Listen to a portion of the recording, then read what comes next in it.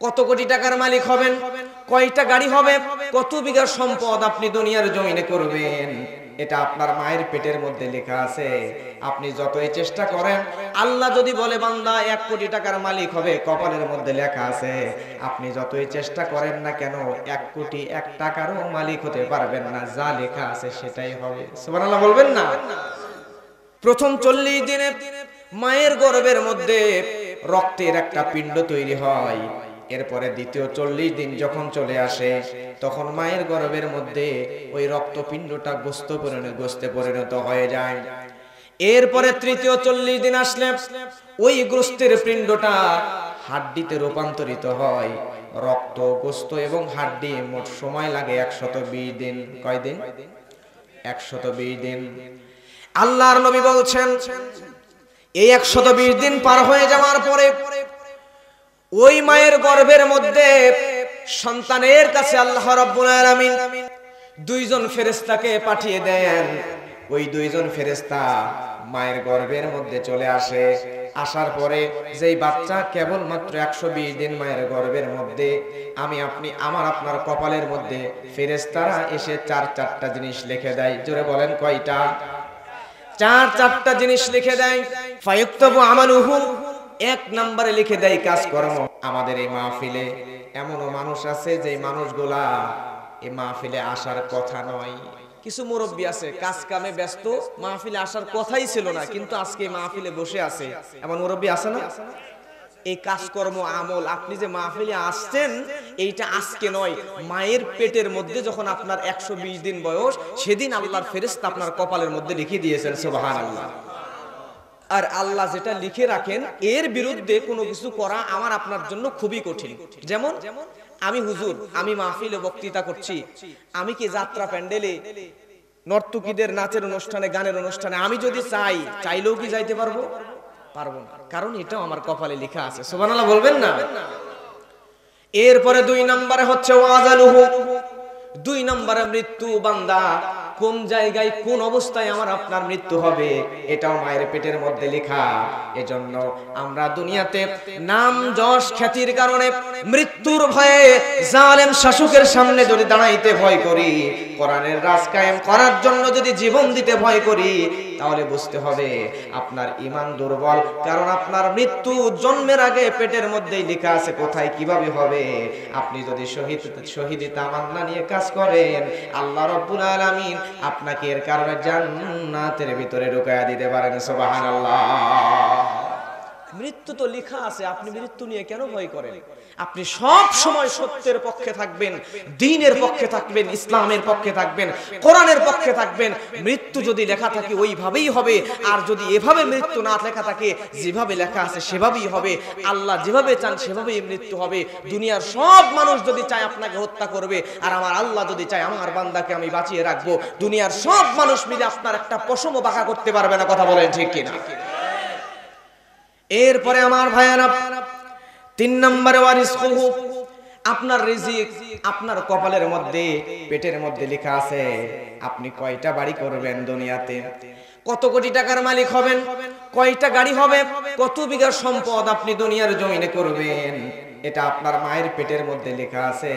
আপনি যতই চেষ্টা করেন, আল্লাহ যদি বলে বান্দা 1 কোটি টাকার মালিক হবে, কপালের মধ্যে লেখা আছে।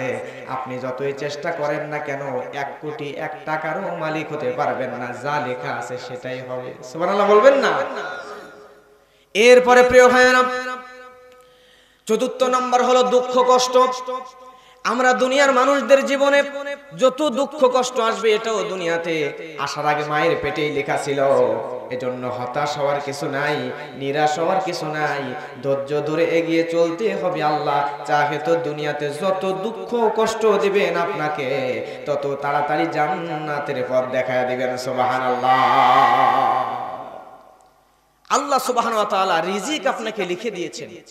আপনি যদি চান, মনে করেন আপনি যেদিন জন্ম নিয়েছেন সেদিন থেকে মৃত্যুর আগ পর্যন্ত আপনি 10 কোটি টাকার মালিক হবেন। কয় কোটি?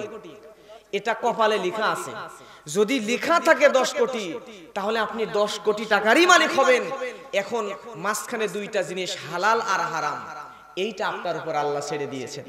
আপনি যদি হারাম ভাবে ইনকাম করেন তারপরেও আপনি 10 কোটি টাকার মালিক হবেন, আপনি যদি হালাল ভাবে ইনকাম করেন তারপরেও আপনি 10 কোটি টাকারই মালিক হবেন, এর বেশিও হবেন না কমও হবেন না, কারণ এটা আপনার কপালের মধ্যে লেখা আছে। এজন্য কেন আপনি রিজিক নিয়ে টেনশন করেন? রিজিক তো আপনার লেখা, আপনি কেন সুদে টাকা কাটাবেন, কেন আপনি ঘুষ খাবেন, কেন আপনি 2 নাম্বারি করে জুলুম করে মানুষের উপর জুলুম করে টাকা উপার্জন করবেন? এই টাকা যদি আপনি অন্যায়ভাবে উপার্জন করেন তবুও যেই টাকার মালিক আপনি হবেন, আপনি হালাল ভাবে উপার্জন করলেও একই ভাবেই আপনি একই পরিমাণ সম্পদের মালিক হবেন। অতএব হারাম দিকে যাওয়া যাবে এইটা আপনি জন্মের আগেই আপনার মাতৃ গর্ভের মধ্যে আপনার কপালের মধ্যে ফেরেশতারা লিখে দিয়েছেন। আরেকবার বলেন সুবহানাল্লাহ। ছোট্ট একটা ঘটনা বলছি প্রিয় ভাইয়েরা, তাহলে পুরো বিষয়টা ক্লিয়ার হয়ে যাবে। আল্লাহর নবীর জামাই প্রিয় নবীজির প্রিয় সাহাবী হযরতে আলী রাদিয়াল্লাহু তাআলা আনহু, এই সাহাবী হযরতে আলী তিনি একদিন কোন এক সফরে বের হয়েছেন ঘোড়ার পিঠে করে। এই সফরে বের হয়ে হাঁটতে হাঁটতে হাঁটতে হাঁটতে ঘোড়া নিয়ে নামাজের জন্য হাঁটতেছেন, কোন এক মসজিদে নামাজ পড়বেন। এমন সময় ঘোড়াটাকে ছেড়ে দিয়ে রাখা যাবে না, নামাজে মসজিদের মধ্যে ঢুকবেন। ঢোকার আগে সামনে একজন পথিককে দেখতে পেলেন। পথিককে দেখতে পাওয়ার পরে ওই পথিককে ডাক দিয়ে বললেন, ভাই তুমি আমাকে একটু সহযোগিতা করো, আমার এই ঘোড়াটার লাগাম ধরে এইখানে একটু দাঁড়ায় থাকবা, আমি মসজিদের নামাজ পড়ে তারপরে এই ঘোড়াটা নিয়ে আমি চলে যাব। হযরত আলী রাদিয়াল্লাহু তাআলা ওই লোকটাকে ঘোড়ার লাগাম দিলেন। দেওয়ার পরে যখন তিনি মসজিদের মধ্যে নামাজে ঢুকবেন, পকেটের মধ্যে হাত ঢোকায়া দিলেন। হাত ঢোকায়া পকেটের মধ্যে দেখলেন 2টা দিরহাম। কয়টা? 2টা দিরহাম। এই 2 দিরহাম দেখার পরে মনে মনে ভাবলেন, ওই লোকটাকে আমি আমার ঘোড়ার লাগাম ধরতে দিয়েছি, ওই লোকটা যদি আমার ঘোড়ার লাগাম ধরে তাকে তাহলে তো তাকে কিছু পারিশ্রমিক দেওয়া দরকার। ওই লোকটার জন্য মনে মনে নিয়ত করলেন, এই 2 দিরহাম আমি ওই লোকটার হাতে দিব। ওই লোকটার হাতে দেওয়ার নিয়ত করে মসজিদে নামাজে ঢুকলেন। নামাজে ঢোকার পরে আল্লাহু আকবার বলে নামাজ শুরু করে দিলেন। নামাজ পড়া শেষ করে এসে দেখতেছে ওই জায়গায় ঘোড়া আছে, মাগার ঘোড়ার লাগাম না। সুবহানাল্লাহ বলবেন না? কেন সুবহানাল্লাহ বলতে বললাম দেখেন, এই লোকটা গরিব মানুষ, সে রাস্তায় রাস্তায় হাঁটতেছে, অসহায় অভাবী মানুষ, মনে মনে ভাবছে কিছু টাকা পয়সা রোজগার হলে ভালো হতো। অভাবের তাড়নায় আলী রাদিয়াল্লাহু তাআলা আনহু যে ঘোড়াটার লাগাম ধরতে দিয়েছে, এই লাগামটা ছিল অনেক দামি। ওই লোক মনে মনে ভাবছে এই লাগাম নিয়ে যদি আমি বাজারে বিক্রি করি ভালো একটা অ্যামাউন্ট পাবো, আমার কিছুদিন সংসার চলে যাবে। এবারে সেই হাত ঘোড়ার গলা থেকে লাগামটা খুলে নিছে। উনি নামাজ পড়ছেন আর সে লাগাম চুরি করে নিয়ে পালাইছে। লাগামটা চুরি করে নিয়ে পালানোর পরে চলে গিয়েছে বাজারে। বাজারে গিয়া যেই জায়গায় লাগাম বেচা কেনা হয়, একজন ব্যবসায়ীর কাছে গিয়ে বলতেছে, আমার এই লাগামটা আমি বিক্রি করতে চাই। ব্যবসায়ী লোকটার চেহারার দিকে তাকায় বুঝতে পারছে লোকটা চুরি করে আনছে। চোর দেখলে বোঝা যায় কিনা, চুরি করে আনছে বুঝতে পারছে। পারার পরে বলতেছে, তোমার লাগাম আমি কিনবো না, তোমার লাগাম কিনতে পারি একটা মাত্র শর্তে, এই লাগামটা মাত্র 2 দিরহাম দিয়ে তোমার কাছে কিনবো, এর বেশি দিয়ে তোমার কাছ থেকে লাগাম আমি কিনতে পারবো না। কয় দিরহাম? 2 দিরহাম দিব, এর বেশি দিয়া তোমার কাছ থেকে আমি লাগামটা কিনতে পারবো না। এখন লোকটা চুরি করে আনছে, লাগামের দাম ধরে নেন 100 দিরহাম, কিন্তু দিতে চাইছে কত? হযরত আলী রাদিয়াল্লাহু তাআলা আনহু মসজিদ থেকে বের হয়ে দিতে চাইছিল কয় দিরহাম? উনি নিয়ত করছিলেন 2 দিরহাম।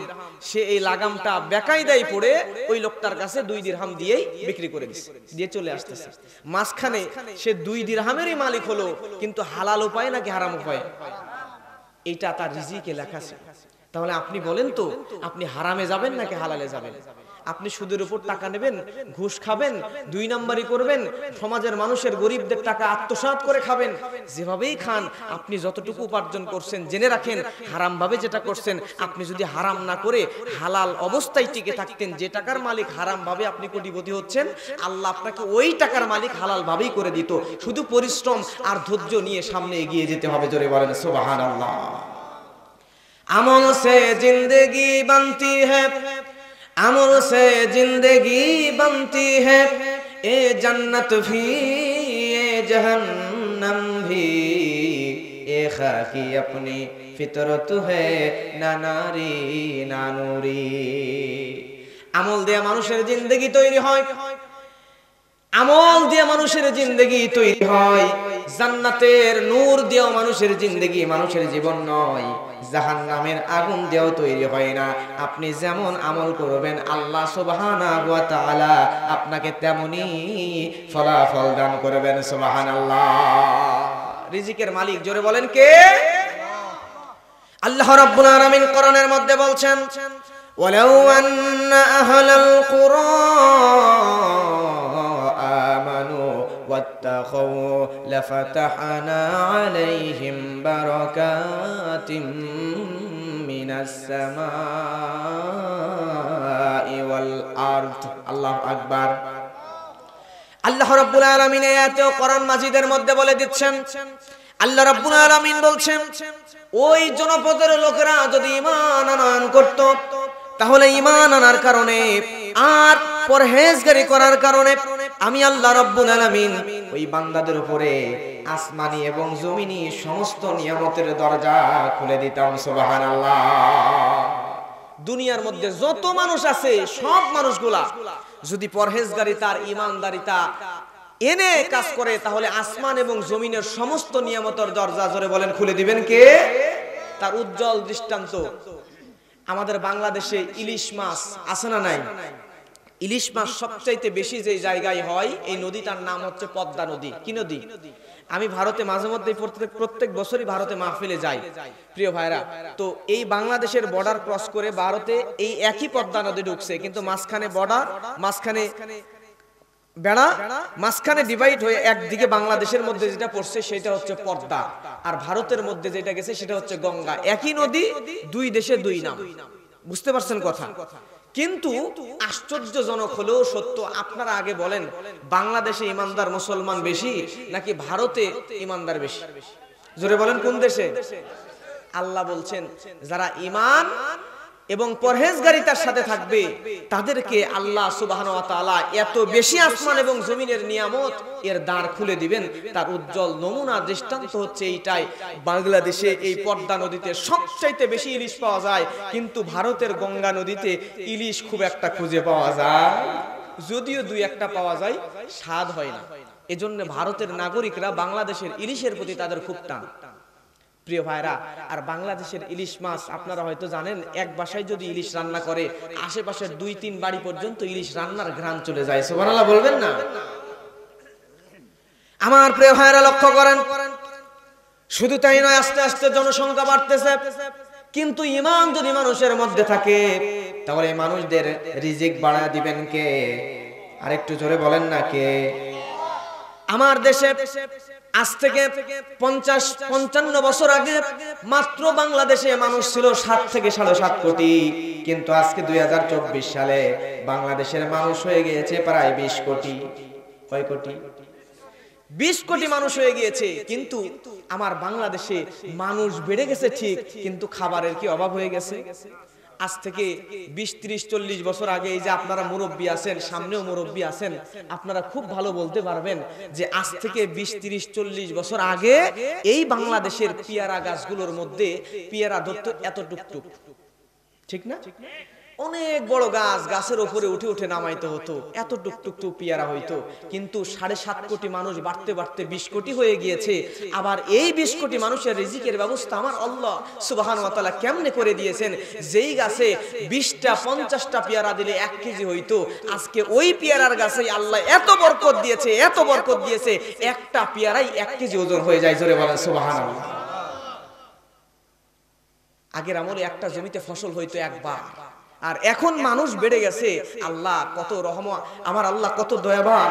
আমার আল্লাহ ওই জমিতে, যেই জমিতে 20 বছর আগে ধান হইতো একবার, ওই জমিতেই আল্লাহ 20 বছর 30 বছর পরে ফসল বানায় দিচ্ছেন বাংলাদেশের জন্য 3 বার। জোরে বলেন সুবহানাল্লাহ। রিজিক কি কমে গিয়েছে?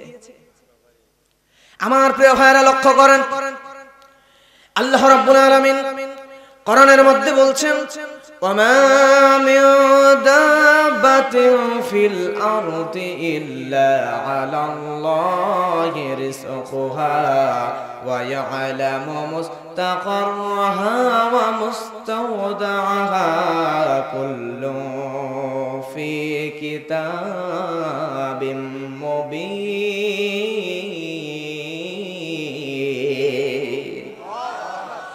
আল্লাহ রাব্বুল আলামিন আয়াতের মধ্যে বলে দিচ্ছেন পৃথিবীতে আর এমন কোন বিচরণশীল জীব নাই।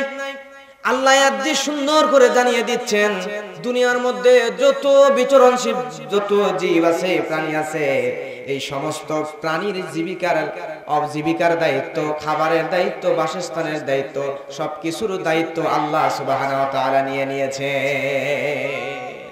আপনারা বলেন তো পৃথিবীতে যত প্রাণী আছে এই প্রাণীগুলোর মধ্যে বেশি খাবার খায়, এরকম সবচাইতে বেশি খাবার খায় সবচাইতে বড় প্রাণীর নাম কি বলেন তো? নীলতিমি। সবচাইতে বেশি খাবার খায় যে প্রাণীগুলো তার মধ্যে একটা হচ্ছে নীলতিমি। প্রিয় ভাইরা, এই নীলতিমি সম্পর্কে আপনি জানলে অবাক হয়ে যাবেন বর্তমান মডার্ন সায়েন্স কি বলছেন। এই নীলতিমি এমন এক প্রাণী যেই প্রাণীকে সরাসরি মাছ বলে না। কেন মাছ বলে না জানেন? কারণ হচ্ছে এই নীলতিমি কিছুটা অভ্যাস মানুষদের মতো, সুবহানাল্লাহ বলবেন না। অন্যান্য সব তিমি ডিম দিয়া বা বাচ্চা দিয়া ছেড়ে চলে যায়, কিন্তু নীলতিমি বাচ্চা দেওয়ার পরে বাচ্চাকে ছেড়ে যায় না, বরং সে মানুষ যেমন তার বাচ্চাকে দুধ পান করায়, এই তিমি মাছ তার বাচ্চাকে সে দীর্ঘদিন পর্যন্ত দুধ পান করায় এবং সাথে সাথে রাখে। সুবহানাল্লাহ। এরপরে নীলতিমি সে পানির নিচে চলে যায়, পানির নিচে যা দীর্ঘক্ষণ থাকার পরে সে পানির নিচে ঘুমায় যায়।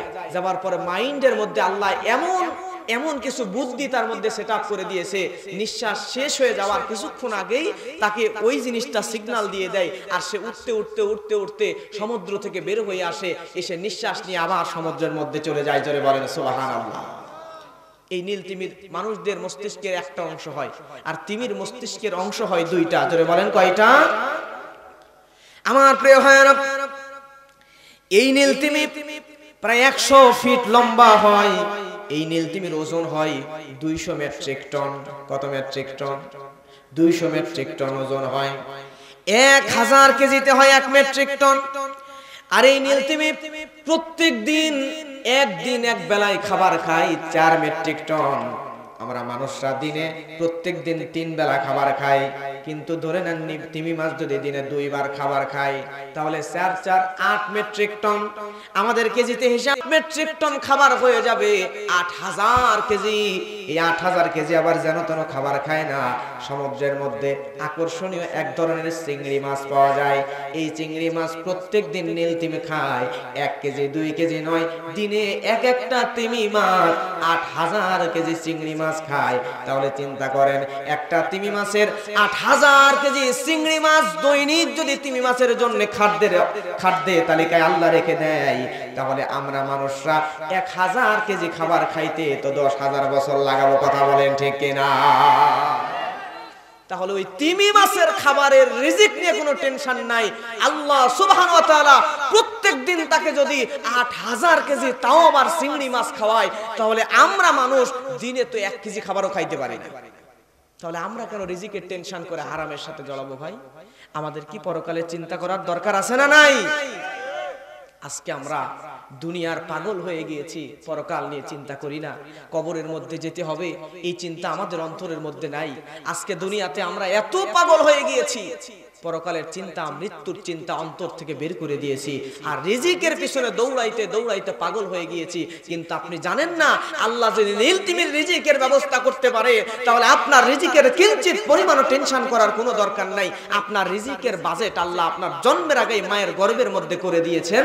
আপনি জন্ম নিয়েছেন, দুনিয়াতে এসেছেন, যতদিন বাঁচবেন রিজিকের দায়িত্ব সম্পূর্ণ আল্লাহর। আপনি শুধু হালাল ভাবে উপার্জন করেন, আর আপনার ইবাদত আল্লাহ যে কারণে পাঠিয়েছেন, ওমা খলাকতুল জিন্না ওয়াল ইনসা ইল্লা লিয়াবুদুন, আপনি এইটার পিছনে দৌড়ান। বিশ্বাস করেন আল্লাহ সুবহানাহু ওয়া তাআলা তার ইবাদতে সন্তুষ্ট হলে দুনিয়াতে তো রিজিক আছেই, মৃত্যুর পরে জান্নাতের নিয়ামত আপনাকে দান করবেন। সুবহানাল্লাহ। আমার প্রিয় ভাইরা, লক্ষ্য করেন এই রিজিকটা কেমনে বন্টন হয়। আল্লাহর নবী আরেকটা হাদিসের মধ্যে বলছেন, ইন্নার রিজকা লা ইয়াতলুবুল আবদ, নিশ্চয়ই রিজিক মানুষদেরকে খুঁজে বেড়ায়। আমার আপনার জন্য আল্লাহ সুবহানাহু ওয়া তাআলা যে রিজিকের বাজেট করে দিয়েছেন, এই রিজিকটা আমাদেরকে খুঁজে বেড়াচ্ছে। সুবহানাল্লাহ বলবেন না? বাংলাদেশে আপেল এবং মালটা সবচাইতে মিষ্টি যেগুলো, এগুলো কিন্তু খুব একটা পাওয়া যায় না। কথা বলেন ঠিক কিনা? আপেল আর মালটা বিশেষ করে মিশরের মালটাগুলো সবচাইতে মিষ্টি হয়। এই মালটাগুলা যখন ফুল ফোটে, দেখবেন ফুল ফোটার পরে অনেকগুলো ফুল কিন্তু ঝরে ঝরে পড়ে যায় না? আর কিছু ফুল আছে যেগুলো গাছের সাথে লেগে থাকে। আমার প্রিয় ভাইয়েরা, ওই গাছের মধ্যে মালটার একটা ফুল ফুটেছে, ওই ফুলগুলোর মধ্যে থেকে একটা ফুলের মধ্যে আপনাদের এই চাঁদলাই খড়িবোনা এলাকার একজনের নাম ওই মালটার গাছের ওই ফুলের মধ্যে আল্লাহ লিখে দিয়েছেন। সুবহানাল্লাহ বলেন। যেই ফুলের মধ্যে আপনার নামটা লিখে দিয়েছেন, ওই ফুলটা গাছের সব ফুল যদি পড়ে যায়, ওই ফুলটা পড়বে না, ওই ফুলে ফল ধরবে। ধরার পরে ফলটা আছে কোন দেশে? মিশরে। আর আপনি আছেন বাংলাদেশে। মিশরের ওই ফলটা কি হবে প্রিয় ভাইরা আমার? ওই ফলটা আস্তে আস্তে বড় হবে, হওয়ার পরে ওই ফলটা মিশরের বাজারে উঠবে, সেখান থেকে চট্টগ্রামের বন্দরে আসবে, আসার পরে তারা কিনে ঢাকায় নিয়ে আসবে, ঢাকা থেকে রাজশাহীতে নিয়ে আসবে, রাজশাহী থেকে আপনাদের চাঁদলাই বাজারের মধ্যে নিয়ে আসবে। আসার পরে ওই জায়গায় অনেক মানুষ আসবে ফল কেনার জন্য। আসার পরে ওই জায়গায় যতগুলো মালটা আছে, যতগুলো আপেল আছে, ওই মালটার মধ্যে সব মালটা উল্টায়া পাল্টায়া দেখবে, যেটার মধ্যে আপনার নাম লেখা আছে ওই মালটাটাও ব্যাগের মধ্যে ভরে নেবে।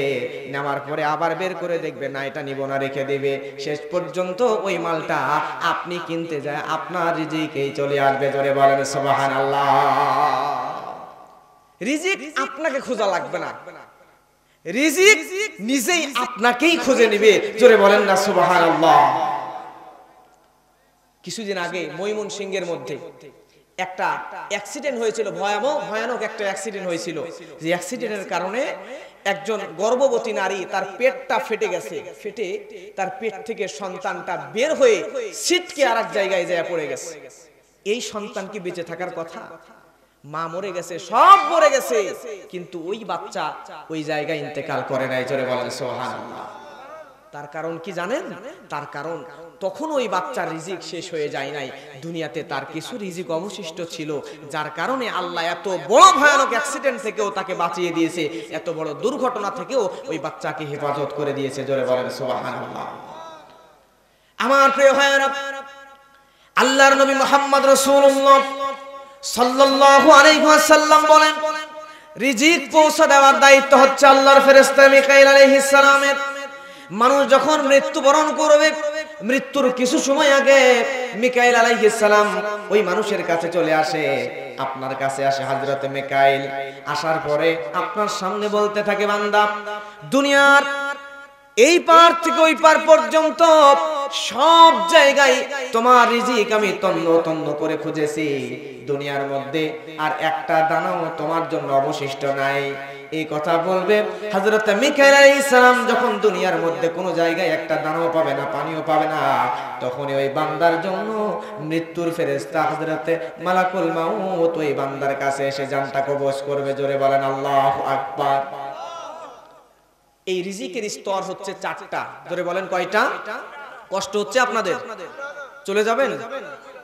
প্রিয় ভাইরা, আমি ইচ্ছা করলে কিসসা কাহিনী গল্প এগুলো বলতে পারতাম, কিন্তু আমি মনে করি, যুবক ভাইরা উঠছেন কেন, চলে যাচ্ছেন?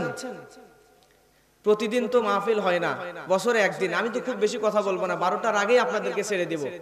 আমি বলেছি না খুব অল্প সময় কথা বলবো, কারণ ফজরের সালাত আছে, আপনাদেরকে রাত বেশি জাগাইয়া কষ্ট দিয়া আবার যদি আপনি ঠিকমতো ঠিকঠাক সালাত না পড়েন, আমাকে আল্লাহ সুবহানাহু ওয়া তাআলা আমাকেই ধরবেন, শুধু আপনাকে একা ধরবেন না। এই জন্য আমি বেশি কষ্ট দিব না, খুব অল্প সময়ের মধ্যেই ছেড়ে দেবো ইনশাআল্লাহ। একটু সময় আমাকে দেন মহব্বত করে। প্রিয় ভাইরা, আন্দাজি কথাবার্তা না বলে এই কোরআনের মাহফিলের আয়োজন করেছে।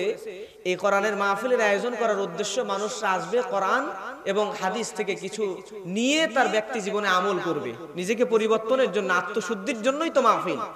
তো এখানে এসে যদি আমি 2 ঘন্টা গল্প কিস্সা কাহিনী বলে আপনার মনোরঞ্জন করে দিই, তাহলে কিছুদিন পরে ওই যে মমতাজের গান বাজনা হয় না, গান শুনে যে ফায়দা, আমি আপনাকে একটা কাহিনী বলে মনোরঞ্জন করে ছেড়ে দিলাম, একই কাহিনী হবে। আমি চাই আমার মাহফিল থেকে একটা হলো আপনি কিছু শিখে যান এবং এটা আমল করেন, এটাই আমাদের নাজাতের জারিয়া হয়ে যেতে পারে, ওসিলা হতে পারে। কথা বলেন ঠিক কিনা? প্রিয় ভাইরা, তাহলে আপনারা থাকবেন তো কিছুক্ষণ? কারা কারা থাকবেন একটু হাত তুলেন তো, তোলেন তোলেন তোলেন। লিল্লাহে তাকবীর, একটু জোরে তাকবীর দেন, ঘুম কাটায় নেন। লিল্লাহে তাকবীর। 45 বিশ্ববিদ্যালয়ে যখন আমি ক্লাস করি, এই বিশ্ববিদ্যালয়ের ক্লাসগুলো কিন্তু যারা এখানে টিচার আছেন তারা বলতে পারবেন সর্বোচ্চ 45 মিনিট। এখন হাই স্কুলেও এইটা হয়, 45 মিনিটের বেশি কিন্তু ক্লাস করায় না। কেন করায় না জানেন? বিজ্ঞানীরা গবেষণা করে দেখছে, সায়েন্টিস্টরা দেখছে যে একজন মানুষের মস্তিষ্ক একটা বিষয়ের উপর সর্বোচ্চ তার ধারণ ক্ষমতা 45 মিনিট পর্যন্ত থাকে। এরপরে ওই বিষয়ের ভালো মনোযোগ রাখতে পারে না, অন্যদিকে দৃষ্টি চলে যায়। আপনার মাইন্ড যাতে অন্যদিকে না চলে যায়, এজন্য আমি আপনাকে মাঝে মধ্যে তাকবীর দেওয়াই নিব। কষ্ট হবে না তো আপনার? বলছিলাম রিজিকের স্তর হচ্ছে 4টা। জোরে বলেন কয়টা? 4টা। 1 নাম্বার সর্বনিম্ন স্তর হচ্ছে টাকা পয়সা। সর্বনিম্ন স্তর কি? জোরে বলেন কি? টাকা পয়সা। কিন্তু এটাকে আমরা সবচেয়ে উঁচু মর্যাদায় রাখছি। কিন্তু রিজিকের সর্বনিম্ন স্তর হচ্ছে টাকা পয়সা, ধন সম্পদ। 2 নাম্বার সর্বোচ্চ স্তর হচ্ছে শারীরিক এবং মানসিক সুস্থতা। জোরে বলেন সুবহানাল্লাহ। যে মানুষ সুস্থ নয়, যে মানুষ অসুস্থ, সেই মানুষই জানে যে অসুস্থতা মানুষের জন্য কতটা কষ্টদায়ক। এরপরে 3 নাম্বার রিজিকের সর্বোত্তম স্তর হচ্ছে নেককার স্ত্রী, নেককার সন্তান। সুবহানাল্লাহ বলবেন না? এই সমাজের মধ্যে যেই মানুষগুলার স্ত্রী এবং সন্তান নেককার হয়, ওই মানুষগুলার চাইতে সুখী মানুষ, ভালো মানুষ আল্লাহর আসমানের নিচে জমিনের উপর আর একটাও নেই। কথা বলেন ঠিক কিনা? আর স্ত্রী সন্তান যদি বেঈদিন হয়, স্ত্রী সন্তান যদি ভালো স্ত্রী, ভালো সন্তান, নেককার স্ত্রী, নেককার সন্তান না হয়, তাহলে ওই মানুষের 1000 কোটি টাকা থাকতে পারে, কিন্তু ওই মানুষের চাইতে অসহায় আল্লাহর আসমানের নিচে জমিনের উপরে আর একটাও নাই। কথা বলেন ঠিক কিনা? প্রিয় ভাইরা, এরপরে রিজিকের 4 নাম্বার পরিপূর্ণ স্তর হচ্ছে আল্লাহ সুবহানাহু ওয়া তাআলার সন্তুষ্টি অর্জন। কার সন্তুষ্টি অর্জন? এখানে আমরা বসে আছি কার সন্তুষ্টি অর্জনের জন্য? আমার ভাইয়েরা লক্ষ্য করেন, এবার আপনাদেরকে 6টা এমন আমল শিখিয়ে দিব। এই 6টা আমল যদি আপনি করতে পারেন, তাহলে আল্লাহ সুবহানাহু ওয়া তাআলা আপনাকে কোনোদিন রিজিকের অভাবে ফেলবেন না। সুবহানাল্লাহ। আপনার আমার রিজিক বৃদ্ধি করার জন্য 6টা আমল কোরআন সুন্নাহ থেকে আমি শিখিয়ে দেব। জোরে বলবেন কয়টা? আরো জোরে সবাই জবান খুলে বলেন কয়টা? 6টা আমল করতে পারলে আপনার রিজিক বৃদ্ধি পাবে। 1 নাম্বার তাকওয়া এবং তাওয়াক্কুল। 1 নাম্বার কি? তাকওয়া এবং তাওয়াক্কুল। আল্লাহ রাব্বুল আলামিন কোরআনের মধ্যে বলছেন, ওয়ায়ারযুকুহু মিন হাইথু লা ইয়াহতাসিবু ওয়া মান ইয়াতাওয়াক্কাল আলাল্লাহি ফাহুয়া হাসবুহু ইন্নাল্লাহা বালিগু আমরিহি قد جعل الله لكل شيء قدرا। আল্লাহু আকবার। দেখেন এখানেও আয়াতের মধ্যে আল্লাহ রাব্বুল আলামিন সুন্দর করে জানিয়ে দিচ্ছেন, আমি আল্লাহ ওই বান্দাকে ধারণাতীত জায়গা থেকে রিজিক দেব। তার মানে হলো আপনি ধারণাও করতে পারেন নাই, আপনাকে আল্লাহ সুবহানাহু ওয়া তাআলা এমন জায়গা থেকে রিজিক দিয়ে দিবেন, যেই জায়গা থেকে রিজিক আসবে আপনি কোনোদিন কল্পনায়ও এটা আনতে পারেন নাই। জোরে বলেন সুবহানাল্লাহ। এমন জায়গা থেকে রিজিক দেবেন আপনি ধারণাও করতে পারেন না, এই জায়গা থেকে রিজিক আসতে পারে। এই আয়াতের ব্যাখ্যা করতে গিয়ে মুফাসসিরগণ বলছেন, একটা ঘটনা উল্লেখ করেছেন। বিখ্যাত আল্লাহর একজন বান্দা, বুজুর্গ একজন ব্যক্তির নাম তার জুন্নুন মিসরি রাহমাতুল্লাহ আলাইহি। এই জুন্নুন মিসরি নামক ব্যক্তিটা আল্লাহর খাস একজন বান্দা ছিল, অনেক ইবাদত গুজার বান্দা ছিল। উনি একদিন একটা সফরে বের হয়েছেন। সফরে বের হওয়ার পরে তিনি তার সঙ্গে খাবারের জন্য একটা রুটি সঙ্গে করে নিয়েছেন। নেওয়ার পরে এই রুটিটা নিয়ে তিনি একটা জায়গায় বসলেন আহার করার জন্য। রুটিটাকে 2 ভাগ করলেন। কয় ভাগ? দুই ভাগ করলেন, দুই ভাগ করার পরে এই রুটিটার অর্ধেকটা খেলেন আর অর্ধেকটা পরে খাওয়ার জন্য রেখে দিলেন। এমন সময়ে ওই রুটিটা তিনি লক্ষ্য করে দেখলেন কই থেকে যেন একটা কাক আসলো। আসার পরে ওই রুটিটা সবল দিয়া ঠোঁট দিয়া তুলে নিয়ে দূরে চলে গেল। ইনি রাগ হয়ে গেলেন, মনে মনে ভাবলেন আহারে আমার রুটিটা কেন কাক নিয়ে চলে গেল। কাকের পিছু নিলেন রাগের চোটে, কাকের পিছু নিলেন, নিয়ে পিছু নিয়ে সামনে যাইতে যাইতে দেখতেছে সামনে একটা গাছের উপরে ওই কাকটা বসলো। কিন্তু আশ্চর্যের বিষয় হলো এটা, ওই কাক যেই রুটির অর্ধেক টুকরা নিয়ে এসেছিল এই রুটির অর্ধেক টুকরা কাক খাইতেছে না, বরঞ্চ ওই কাক রুটির অর্ধেক টুকরা থেকে পা দিয়ে ঠোঁট দিয়া চিড়ে চিড়ে চিড়ে চিড়ে খুলে খুলে ছিঁড়ে ছিঁড়ে নিচের দিকে ফালায়া দিচ্ছে। জুন্নুন মিসরি আস্তে আস্তে সামনে আগালেন। আহারে কাক রুটি নিয়ে আসলো কিন্তু খাই না কেন। তিনি যখন সামনে আগালেন, আগানোর পরে দেখতে পেলেন অদৃশ্যের মতো একটা গুহা, যেটা ভালো করে দূর থেকে দেখা যায় না। ওই গুহার মধ্যে গাছের ওপর থেকে কাক রুটিটা ছিঁড়ে ছিঁড়ে ওই গুহার মধ্যে ফালায়া দিচ্ছে। আর ওই গর্তের ভিতরে জুন্নুন মিসরি তাকায়া দেখতেছে ওই গর্তের মধ্যে একজন যুবক লোক অসহায় অনাহার একদম দুর্বল অসুস্থ হয়ে ওই গর্তের মধ্যে পড়ে আছে। আর কাক রুটিটা ছিঁড়ে ছিঁড়ে ওই যুবকের পাশে ফালায়া দেয়, আর ওই যুবক ওই জায়গা থেকে রুটিটা তুলে তুলে খায়। সুবহানাল্লাহ। এইবারে জুন্নুন মিসরি তিনি এবার এলাকার মধ্যে একটু খোঁজাখুঁজি করে কিছু মানুষকে সঙ্গে করে নিয়ে আসলেন। আসার পরে লম্বা একটা রশি গর্তের মধ্যে ফালাইয়া দিলেন। এত নিচু গর্ত, যেই জায়গায় যদি কেউ পড়ে যায় সহজে ওই জায়গা থেকে উঠতে পারবে না। ওই গর্তের মধ্যে থেকে ওই রুটি খাওয়া ওই ব্যক্তিকে রশি দিয়া এলাকার লোকজনের সহযোগিতা নিয়ে টেনে টেনে বের করলেন। করার পরে তাকে জিজ্ঞাসা করলেন ঘটনাটা কি। যুবক বলতেছে, মুহতারাম, আমি এই রাস্তা দিয়ে হেঁটে হেঁটে যাচ্ছিলাম, এমন সময় আমি বুঝতে পারি নাই আজকে কয়েকদিন হলো, 2-3-4 দিন হলো আমি পা হড়কায়া দেখতে পাই না এই গর্তের মধ্যে পড়ে গেছি। গর্তের মধ্যে পড়ার পরে 2-3 দিন ধরে খাবার খাই নাই। আমি আল্লাহর কাছে দোয়া করতেছিলাম, কারণ আল্লাহ তো রিজিকের মালিক। জোরে বলেন না, রিজিকের মালিক কে? আল্লাহর কাছে আমি রিজিক চাইতেছিলাম, আল্লাহর কাছে দোয়া করতেছিলাম।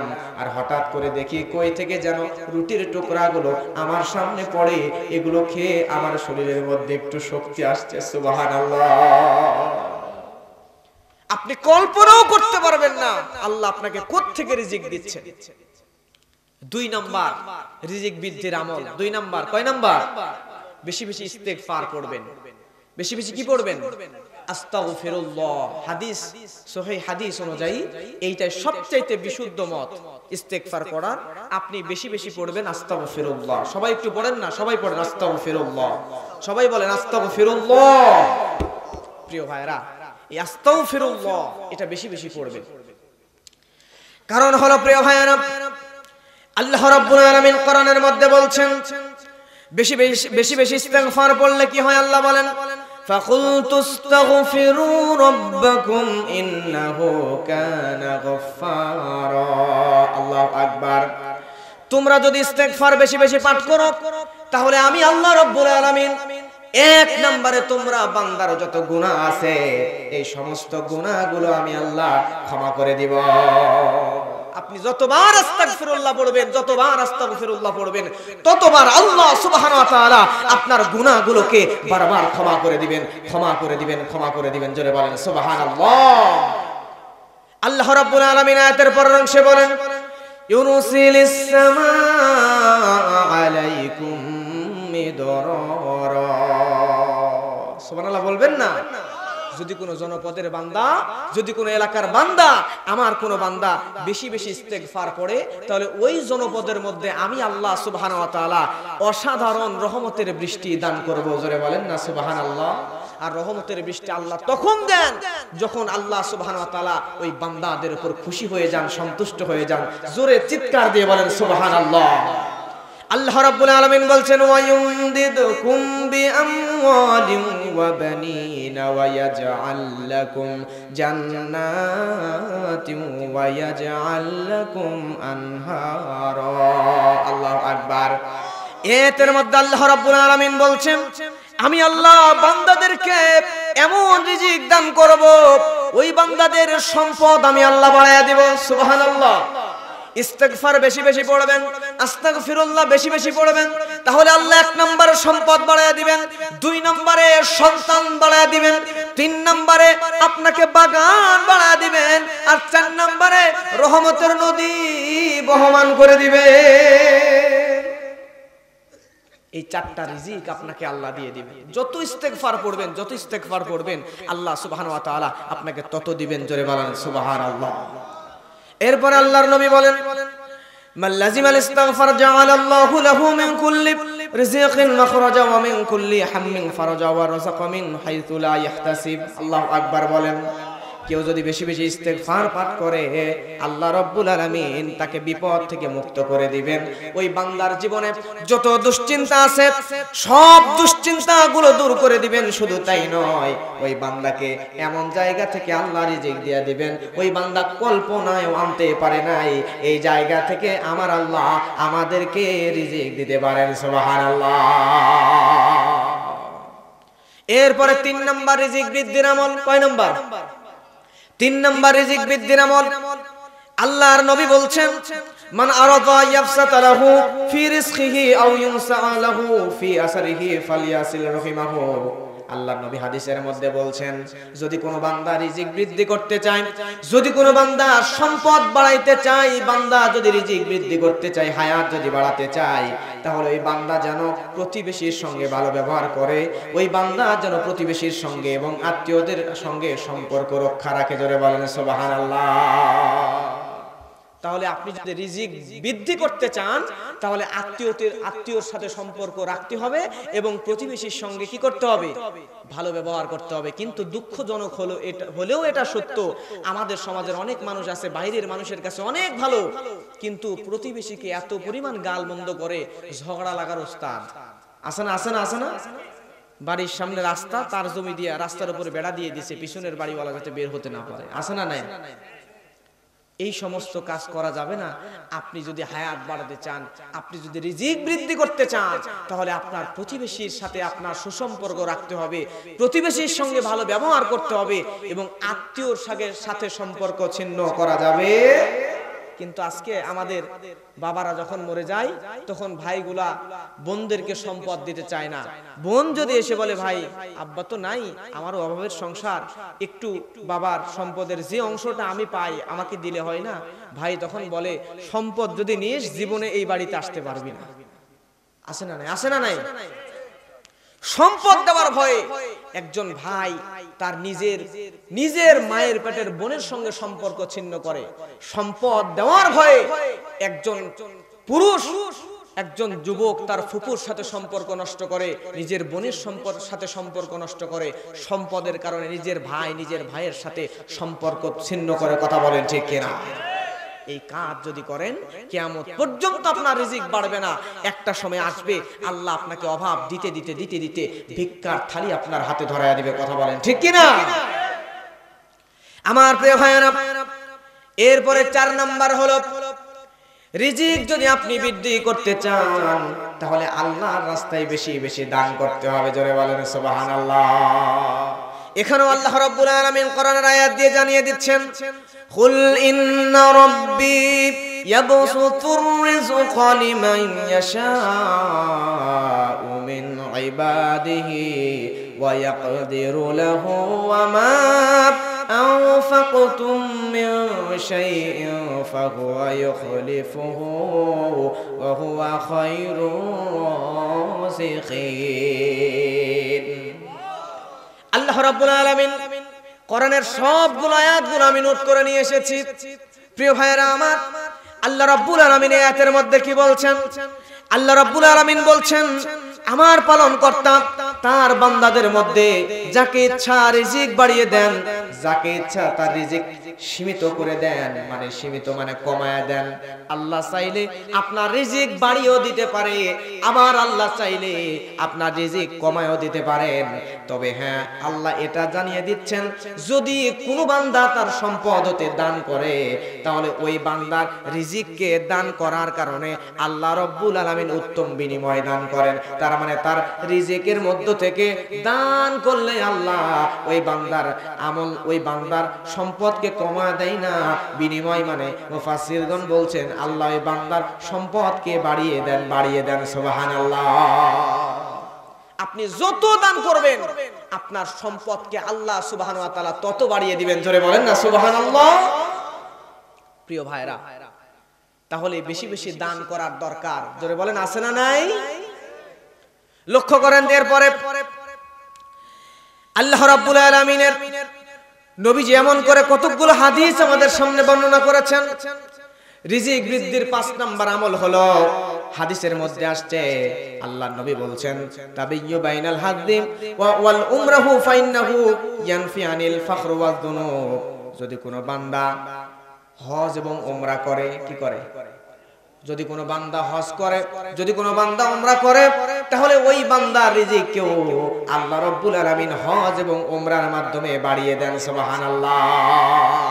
সামর্থ্য থাকলে হজ করবেন, 5-7 লাখ টাকা খরচ হচ্ছে, মনে করতেছেন যদি মনে করেন এত টাকা খরচ হবে, রিজিক মনে হয় আল্লাহ কমায়া দিবে, আমার তো সম্পদ কমে যাবে। বিশ্বাস করেন, আপনি যদি হজ করেন আপনি 7 লক্ষ টাকা খরচ করবেন, যদি উমরা করেন 1.5 লক্ষ টাকা খরচ করবেন, আল্লাহ আপনাকে কোন দিক দিয়ে না কোন দিক দিয়ে 10 লক্ষ টাকার মালিক বানায় দিবে। জীবনে এত বরকত দিবে, এত বরকত দিবে আপনি কল্পনাও আনতে পারেন নাই। হজের পরে উমরার পরে আল্লাহ সুবহানাহু ওয়া তাআলা আপনাকে এত বরকত দিয়ে ভরপুর করে দিবেন। সুবহানাল্লাহ। এরপরে প্রিয় ভাইরা আমার, 6 নাম্বার রিজিক বৃদ্ধির আমল হলো সূরা ওয়াকিয়া। কোন সূরা? সূরা ওয়াকিয়া। যদি আপনি দরিদ্রতায় ভোগেন, গরিব মানুষ, টাকা পয়সা সম্পদ নাই, অভাবে দিন যাপন করেন, বিশ্বাস করেন আপনি যদি সূরা ওয়াকিয়া তেলাওয়াত করেন তাহলে কি হবে প্রিয় ভাইরা আমার? ইবনে আব্বাস রাদিয়াল্লাহু তাআলা আনহুকে জিজ্ঞাসা করা হলো, আপনি আপনার পরিবারের জন্য কোন সম্পদ কি রেখে গিয়েছেন? তিনি সঙ্গে সঙ্গে বলছেন, আমি আমার পরিবারকে সূরা ওয়াকিয়া শিক্ষা দিয়েছি। কারণ হলো তারা প্রতি রাতে এই সূরা ওয়াকিয়া তেলাওয়াত করে, আর এই ওয়াকিয়া যারা প্রতি রাতে তেলাওয়াত করবে আল্লাহ রাব্বুল আলামিন কোনদিন তাদের খাবারের অভাব দিবেন না। সুবহানাল্লাহ। আমি আপনি যদি প্রতিদিন কোন সূরা মনে থাকবে নাকি ভুলে যাবেন? ভুলে যাবেন না তো? শেষ করে দিব। কয় মিনিট থাকবে না? কয় মিনিট থাকবে না? আমি তো সারা রাত 3 দিন 4 দিন 5 দিনও পারবো। আমি আপনারা এই যে শুনতেছেন, আপনাদের কাছে আপনাদের সামনে আমি 1 ঘন্টায় 1.5 ঘন্টায় যে কথাগুলো বলছি, এই 1.5 ঘন্টার আলোচনা আমি রেডি করছি। আমি কিন্তু ওই অন্য 10 জন বক্তার মতো ক্যাসেট মুখস্থ করে এসে ওয়াজ করতেছি না। একটা ওয়াজ রেডি করতে আমার কমপক্ষে 2-3 মাস সময় লাগে। এই 3 মাসের পরিশ্রম আপনাকে 1.5 ঘন্টায় দিয়ে দিচ্ছি। আলহামদুলিল্লাহ বলবেন না? তো তাহলে এই 3 মাস পরিশ্রম করে আপনাকে আমি দিচ্ছি 1.5 ঘন্টায়, এই 1 ঘন্টা 1.5 ঘন্টা আপনি একটু পরিশ্রম করতে পারবেন না? পারবেন তো ইনশাআল্লাহ? প্রিয় ভাইরা, ঘুম ধরে গেছে? আরেকবার তাকবীর দেবেন, সবাই হাত তুলবেন। যুবক ভাইরা পিছনে ওই যে মাহফিল কমিটির যারা আছে তোমরা জোরে আওয়াজ দিবা, আর মুরব্বি আপনারা একটু জোরে আওয়াজ দিবেন। ঘুম যাতে 2-1 জনের কিন্তু ঘুম ধরছে আশেপাশে দেখতে পাচ্ছি। ঘুমাইলে কোনো লাভ নাই। বছরে একটা দিন ঘুম আসলে প্রয়োজনে চোখ দোলে হলেও ঘুম জাগ্রত করেন, আর এত জোরে আওয়াজ দেবেন আশেপাশে সবগুলোর ঘুম যাতে ভেঙে যায় ইনশাআল্লাহ। তোলেন, হাত তোলেন, 2 হাত টান টান করে তুলবেন, ঘুম যাতে কেটে যায়। আর অল্প সময়ের মধ্যে শেষ করে দিব। সবাই তোলেন তোলেন তোলেন, লিল্লাহি তাকবীর। এত ধীরে না, তাকবীর দিবেন রবের নামে। ওরাব্বাকা ফাকাব্বির, তাকবীর হবে রবের নামে।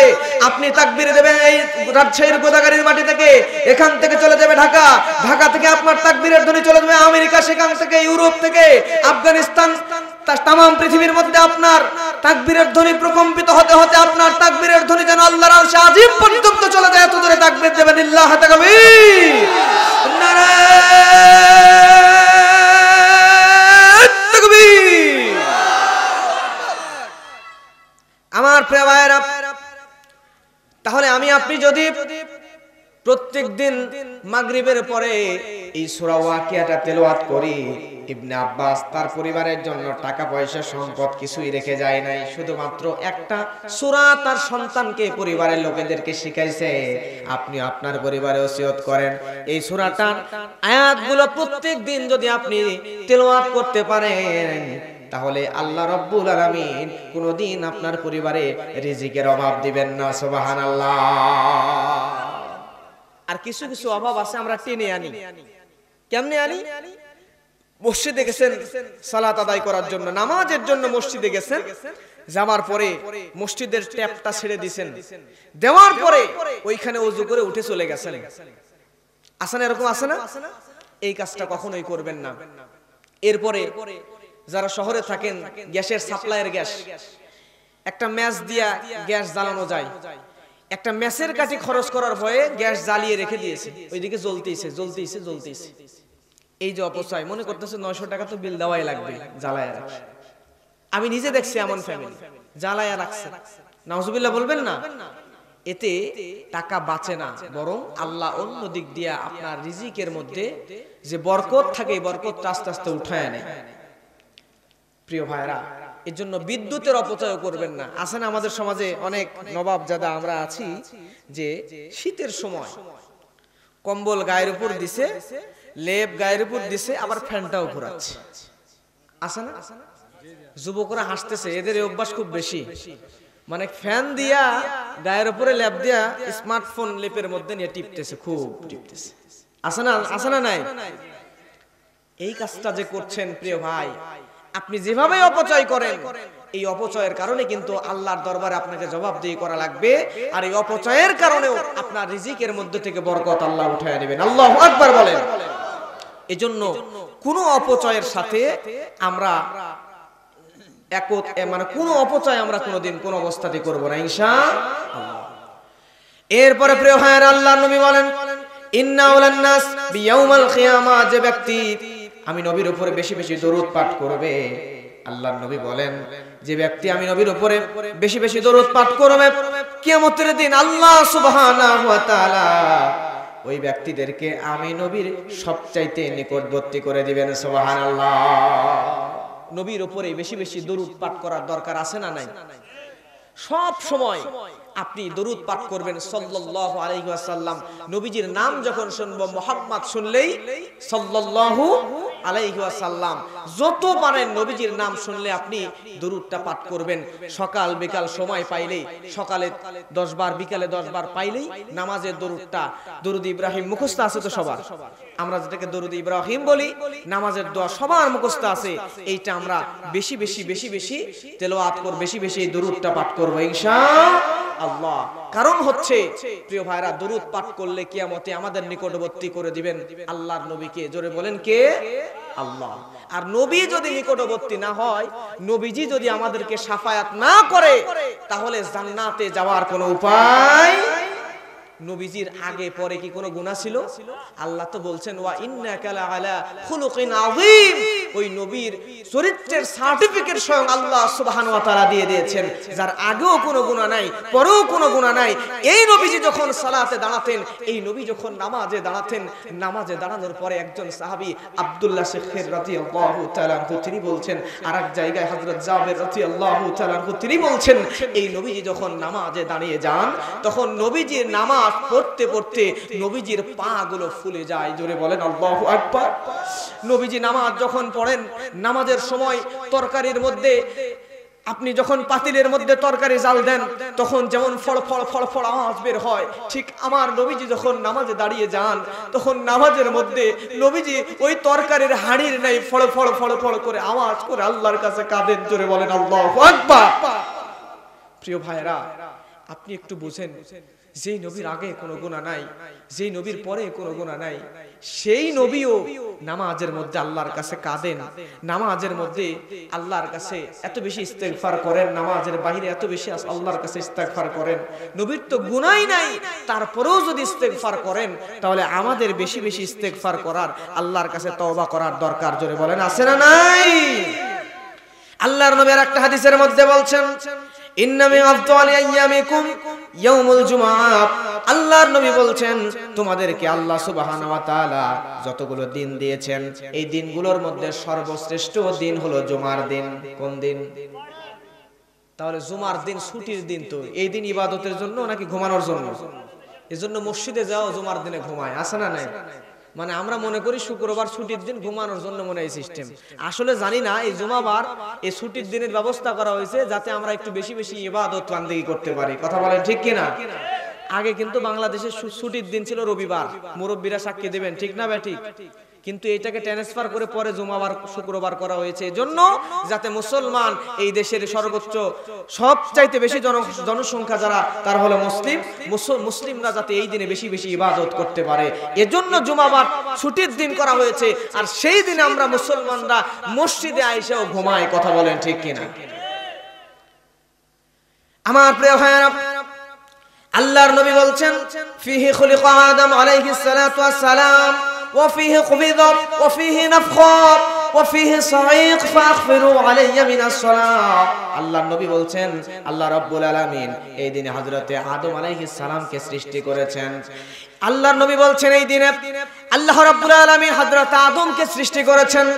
এই জুমার দিনেই হযরত আদম আলাইহিস সালামের মৃত্যু দেওয়া হয়েছে। শুধু তাই নয়, দুনিয়ার মধ্যে এই জুমাবারের দিনে আল্লাহ কোন এক জুমার দিনে আল্লাহ দুনিয়াতে কিয়ামত সংগঠিত করে দিবেন। কিয়ামত হবে কি বারে? জুমাবারে কিয়ামত হবে। এই জুমাবারের দিনে সিংহাই ফুৎকার দেবে হযরত ইসরাফিল আলাইহিস সালাম। এই জন্য এই জুমাবারে আল্লাহর নবীর উপর বেশি বেশি দরুদ পাঠ করা লাগবে।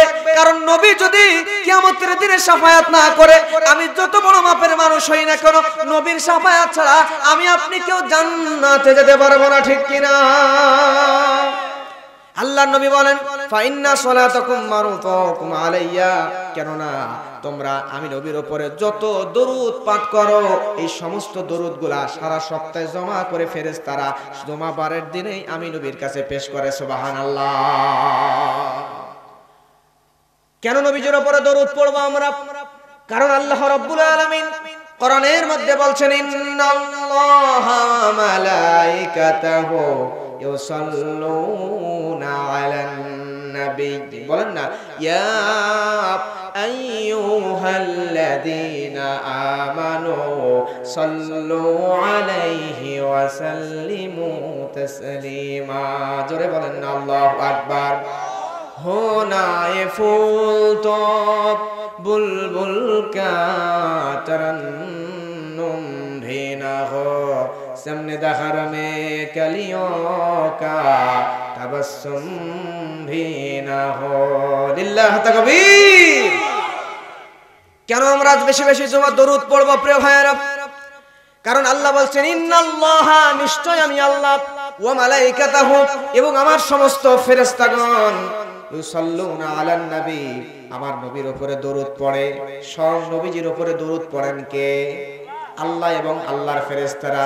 ইয়া আইয়ুহাল্লাযীনা আমানু, অতএব হে ঈমানদারেরা, সাল্লু আলাইহি ওয়া সাল্লিমু তাসলিমা, অতএব যারা ঈমানদার, যারা ঈমানের দাবি করো তাদেরকেও নবীজির উপরে বেশি বেশি দরুদ পড়ার দরকার আছে না নাই? কেন নবীজির উপরে বেশি বেশি দরুদ পড়বেন? কারণ হচ্ছে প্রিয় ভাইরা, তার আগে আপনারা বলেন তো, নবীর উপরে যে আমি দরুদ পড়তে বলতেছি, নবীর আগে পরে কি কোনো গুনাহ আছে? কোনো গুনাহ নাই। নবীর উপরে রহমত বর্ষণ করা কোনো অবস্থাতে আল্লাহ কি স্টপ রাখছে? তাহলে নবীর উপর রহমত বর্ষণের জন্য দরুদ আমরা কেন পড়ব? এর পিছনে একটা রহস্য আছে না? রহস্যটা হচ্ছে এই, আমি আপনি যখন বিয়ে বাড়িতে দাওয়াত খাইতে যাই, মনে করেন আপনি বরের পাশে বসছেন, বরের প্লেটের গোশত শেষ, আপনার প্লেটেরও শেষ। এখন আপনি যদি এডুকেটেড পারসন হন, শিক্ষিত মানুষ, জ্ঞানী বিচক্ষণ মানুষ হন, তাহলে আপনি কিন্তু যে গোশত বিতরণ করছে তাকে ডাক দিয়ে বলবেন যে ভাই এই যে বরের প্লেটে গোশত শেষ হয়ে গেছে, একটু বরের প্লেটে গোশতটা দেন। আমার কথা বুঝতে পারছেন? ওই লোক যখন বরের প্লেটে গোশত দিতে আসবে, আয়েশা দেখবে বরের প্লেটে যেই লোক গোশত দিতে বলতেছে তার প্লেটেও গোশত নাই। তাহলে আমার প্লেটে আপনার প্লেটে গোশত দিবে কি দেবে না? আপনি চাইলেন বরের প্লেটে, কিন্তু বরের প্লেটে তো দিচ্ছেই, বরের প্লেটের পাশাপাশি আপনার প্লেটেও গোশত দিয়ে যাচ্ছে। ঠিক তেমন করে আল্লাহ সুবহানাহু ওয়া তাআলা নবীজির উপরে সব সময় তো বরকত, সব সময় তো রহমত নাজিল করতেই আছেন। তারপরেও আমরা নবীর উপর দরুদ পড়ব এই কারণে, কারণ আল্লাহ নবীর উপর রহমত বর্ষণ করতে করতে আমাদেরকেও যাতে ফাঁকা প্লেটে একটু রহমতটা দিয়ে যায়। জোরে বলেন সুবহানাল্লাহ। আমার প্রিয় ভাইরা, আল্লাহর সবচেয়ে প্রিয় হলো আল্লাহর রাসূল। আপনি যখন কোনো আপনার আত্মীয়র বাড়িতে বেড়াইতে যান, যাওয়ার পরে ওই আত্মীয়র বাড়িতে যদি ছোট্ট একটা বাচ্চা থাকে, তাহলে ওই বাচ্চার হাতে আপনি একটা যদি চিপস কিনে নিয়ে দেন, তাহলে ওই বাচ্চা খুশি হবে কি হবে কিনা? ওই বাচ্চা যা খুশি হবে ওই বাচ্চার বাবা মা কিন্তু তার চাইতে বেশি খুশি হবে। কথা বলেন ঠিক কিনা? আপনি বাচ্চার হাতের মধ্যে কি দিলেন? চিপস দিলেন, কিন্তু বাচ্চার বাবা মা খুশি, কারণ তার সবচাইতে প্রিয় মানুষ যে তার বাচ্চা, তাকে আপনি চিপস দিবেন, ঠিক না? ঠিক আল্লাহর সবচাইতে প্রিয় হচ্ছে নবী। নবীর জন্য আপনি চাচ্ছেন, আল্লাহর নবীর জন্য আপনি আল্লাহর কাছে রহমত চাইলেন, এজন্য আল্লাহ খুশি হয়ে ওই বাড়ির মালিক যেমন তার বাচ্চাকে চিপস খাওয়ানোর কারণে আপনাকে কোরমা, পোলাও, বিরিয়ানি, মাংস খাওয়ায়। আমার আল্লাহ নবীজিকে এত ভালোবাসেন, নবীজিকে এত ভালোবাসেন, নবীর উপরে রহমত বর্ষণ করার দোয়া করার কারণে আপনাকে আমার আল্লাহ জান্নাতের ভিতরে সবচাইতে বেশি নিয়ামত দান করবেন। জোরে বলেন সুবহানাল্লাহ। আমার প্রিয় ভাইরা লক্ষ্য করেন, দরুদ একটা এমন চমৎকার একটা আমল। আল্লাহ রাব্বুল আলামিনের নবীর আরেকটা হাদিস আল আদাবুল মুফরাদ এই গ্রন্থের মধ্যে এসেছে, জগৎ বিখ্যাত একজন আলেম, তার নাম হচ্ছে ইমাম বুখারী। নাম কি? তিনি পৃথিবীতে যতগুলো হাদিসের কিতাব আছে এই কিতাবগুলোর মধ্যে সবচাইতে বিশুদ্ধ, গ্রহণযোগ্য, সবচাইতে মানে উচ্চমানের একটা কিতাব লিখেছেন। এই কিতাবের নাম হচ্ছে আল জামিউল মুসনাদুস সহিহুল মুখতাসারু বিল উমুরি রাসূলিল্লাহ সাল্লাল্লাহু আলাইহি ওয়াসাল্লাম ওয়া আইয়ামিহি ওয়া সুনানিহি ওয়া আইয়ামিহি। এই কিতাবটা লিখেছেন, এই কিতাবের সংক্ষিপ্ত নাম আমরা জানি বুখারী শরীফ। নাম কি? বুখারী শরীফ। বুখারী কিন্তু শুধু নাম না, এটা সংক্ষিপ্ত নাম। পুরা নাম হচ্ছে আল জামিউল মুসনাদুস সহিহুল মুখতাসারু মিন উমুরি রাসূলিল্লাহ সাল্লাল্লাহু আলাইহি ওয়াসাল্লাম ওয়া সুনানিহি ওয়া আইয়ামিহি। এইটা সম্পূর্ণ নাম। এই গ্রন্থের লেখক হচ্ছেন ইমাম বুখারী রাহিমাহুল্লাহ। এই ইমাম বুখারী এই বুখারীর পরেই আরেকটা কিতাব লিখেছেন সহিহুল বুখারীর পরেই, যেটা জগৎ বিখ্যাত কিতাবগুলোর মধ্যে একটা। এই কিতাবের নাম হচ্ছে আল আদাবুল মুফরাদ। নাম কি? আল আদাবুল মুফরাদ। এই কিতাবটা আমি পড়তেছি, আলহামদুলিল্লাহ। এই কিতাবের মধ্যে থেকে একটা হাদিস বের করলাম। আল্লাহ রাসূল সাল্লাল্লাহু আলাইহি ওয়াসাল্লাম বলছেন, আল আদাবুল মুফরাদের 446 নম্বর হাদিস। আমার প্রিয় ভাইয়ের হাদিসের মধ্যে আসছে, ইন্না জিবরিল জানি ফাকালা মা সাল্লা আলাইকা ওয়াহিদাতান সাল্লাল্লাহু আলাইহি আশরা ওয়া রাফা লাহু আশরা দারাজাত। আল্লাহু আকবার বলেন। হযরত জিবরাইল আমিন নবী বলছেন, জিবরাইল আমিন আমার কাছে একদিন আসলেন, আসার পরে বললেন, ইয়া রাসূলুল্লাহ সাল্লাল্লাহু আলাইহি ওয়াসাল্লাম। জিবরাইল আমিন বলছেন, ইয়া রাসূলুল্লাহ সাল্লাল্লাহু আলাইহি ওয়াসাল্লাম, আল্লাহ রাব্বুল আলামিন ওই সমস্ত বান্দার উপরে, যে বান্দা আপনি নবীর উপরে একবার দরুদ পড়বে, ওই বান্দার উপরে আমার আল্লাহ রাব্বুল আলামিন 10 বার রহমত নাজিল করবে।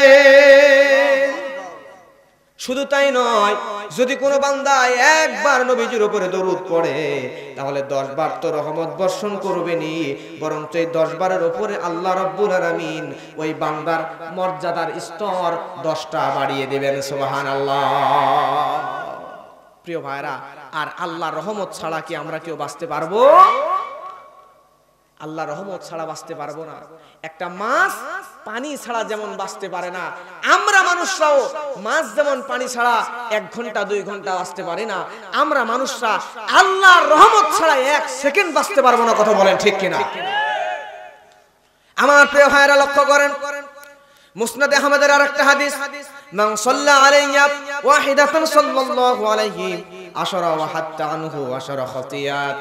আল্লাহর নবী বলেন, আমার উপরে যদি কোনো বান্দা একবার দরুদ পড়ে তাহলে 10টা রহমত এবং ওই বান্দার জীবন থেকে আল্লাহ রাব্বুল আলামিন 10টা বালা মুসিবত কাটিয়ে দেন। সুবহানাল্লাহ।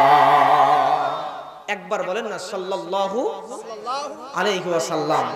সাল্লাল্লাহু আলাইহি ওয়াসাল্লাম একবার পড়বেন, আল্লাহ 10টা রহমত দিবেন, এবং আগামীতে আপনার উপরে যে বিপদ বালা মুসিবত আসবে, এই বিপদ বালা মুসিবতের মধ্যে থেকে 10টা বিপদ বালা মুসিবত আল্লাহ আপনার জীবন থেকে কাটিয়ে দিবেন। জোরে বলেন সুবহানাল্লাহ।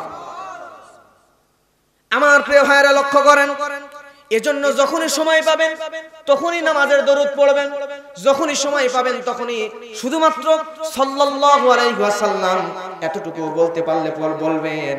প্রিয় ভাইরা আমার, তাহলে রাসূলের উপরে যতবার দরুদ শুনবেন, যেখানে রাসূলের নাম শুনবেন সেখানেই সাল্লাল্লাহু আলাইহি ওয়াসাল্লাম পড়বেন ইনশাআল্লাহ।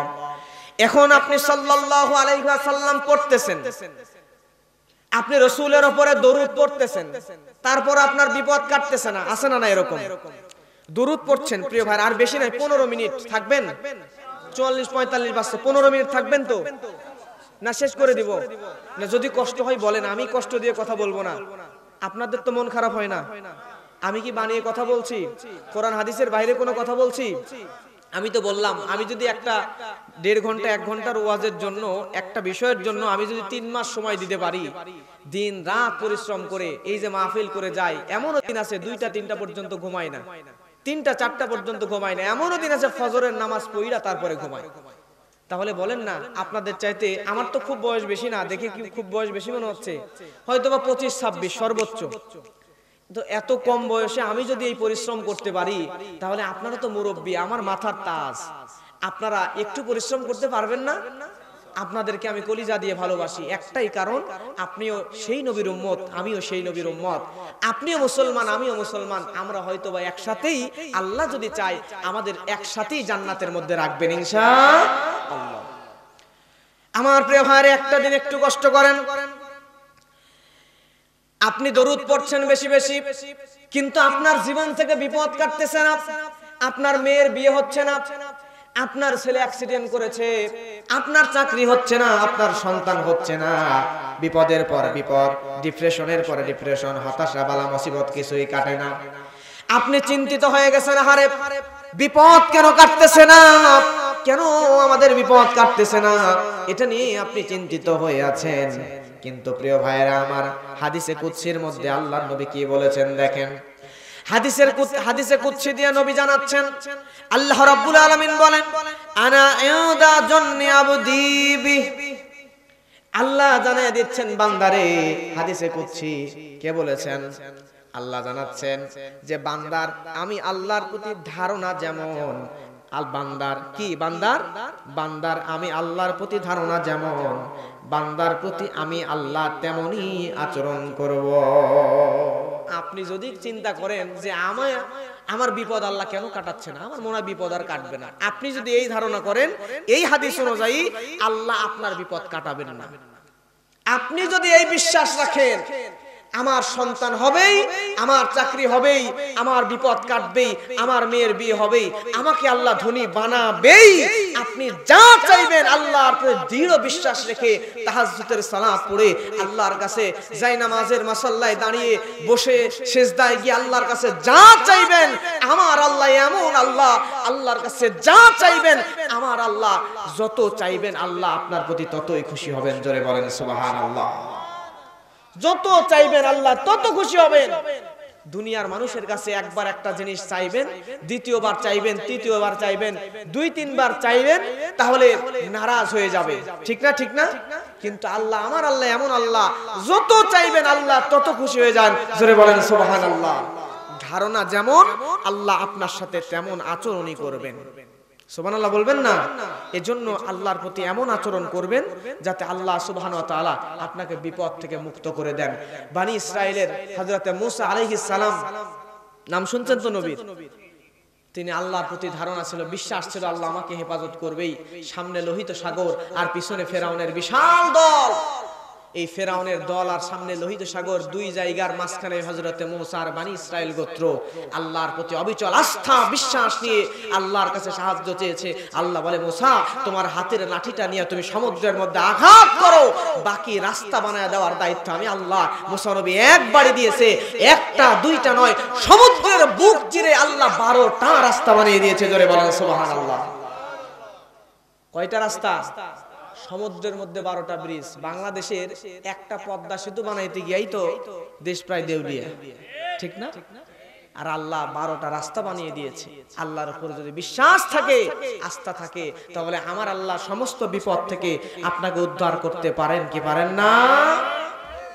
তিরমিজি শরীফের হাদিস, ওমর ইবনুল খাত্তাব রাদিয়াল্লাহু তাআলা আনহু তিনি বর্ণনা করছেন, ক্বালা ইন্নাদ দুআ মাওকুফুন বাইনাস সামাই ওয়াল আরদ। আমরা যখন কোন দোয়া করি তখন এটা আসমান এবং জমিনের মাঝে ঝুলন্ত অবস্থায় থাকে। কি অবস্থায়? একটা দোয়া করছেন যে আল্লাহ আমাকে এটা দেন, তখন এই দোয়াটা উঠতে উঠতে উঠতে উঠতে আসমান এবং জমিনের মাঝখানে ঝুলন্ত অবস্থায় থাকে। কি হয়? ঝুলে। এমতো অবস্থায় তিনি বলছেন লা ইয়াদহু লা ইয়াদু মিনহু শাইউন হাত্তা তুসাল্লি আলা নাবিয়্যিকা সাল্লাল্লাহু আলাইহি ওয়াসাল্লাম। আল্লাহু আকবার। তিনি বলছেন ওই অবস্থায় যে বান্দা বেশি বেশি দরুদ পাঠ করে, ওই দরুদগুলা আপনার দুয়ার নিচে যাইয়া দুয়ারটাকে ধাক্কায়া ধাক্কায়া ধাক্কায়া ধাক্কায়া আপনার দোয়াকে আল্লাহর আরশে আজিম পর্যন্ত পৌঁছায় দেয়। প্রথমে দোয়া করবেন, দোয়ার আগে এবং পরে কি করবেন? দরুদ পড়বেন। যত দরুদ পাঠ করবেন তত আপনার দরুদটা ওই দোয়া যেটা চাইছেন আল্লাহর কাছে তার নিচে যে আপনি ধাক্কাবে, ধাক্কায় ধাক্কায় ধাক্কায় ধাক্কায় আল্লাহর কাছে পৌঁছায় দিবে। আল্লাহর কাছে পৌঁছালেই আল্লাহ সুবহানাহু ওয়া তাআলা আপনার সব মনের আশা কবুল করে নেবেন, মঞ্জুর করে নেবেন। জোরে বলেন আল্লাহু আকবার। আমার প্রিয় ভাইরা লক্ষ্য করেন, শেষ করে দিব বলছি না, কয় মিনিট বলছিলাম? আর 10 মিনিট আছে, কষ্ট হয় না তো? আল্লাহর প্রিয় বান্দা, আপনারা যদি রিজিক বাড়াইতে চান তাহলে 7 নাম্বার আমল হলো বিয়ে করা লাগবে। কি করা লাগবে? বিয়ে করা লাগবে। বিশ্বাস করেন, বিয়ে যদি আপনি করতে পারেন আপনার জীবনের অভাব আল্লাহ দূর করে দিয়া আপনাকে ধনী বানায়া দিবেন। সুবহানাল্লাহ। তাহলে যারা একটা করছেন তারা 2টা করবেন নাকি? কি 2টা করবেন না? বিয়ে করলে তো বরকত। এই যে বিয়ে করেইনি এখনই 2টার চিন্তা, একটা হয়নি মনে হয়। আর মুরব্বীরা মনে চাইলেও ভয় বলবে না, কারণ পর্দার আড়ালে মা বোনেরা আছে, যদি শুনে খাদ্যমন্ত্রী খাদ্য অফ করে দিবে। জি আলহামদুলিল্লাহ। আমার প্রিয় ভাইরা লক্ষ্য করেন, তাহলে আমাদেরকে সমাজের মধ্যে বেশি বেশি বিয়ের প্রচলন করে দেওয়া লাগবে। সমাজের মুরব্বীরা চিন্তা করে আমার ছেলে এখনো ইনকাম করে না, রোজগার করে না, এখন যদি বিয়ের ব্যবস্থা করে দিই, বিয়ে দিয়ে দিলে বউকে খাওয়াবে কি? চিন্তা আছে না নাই? কিন্তু রিজিকের মালিক কে? রিজিকের মালিক হলো আল্লাহ।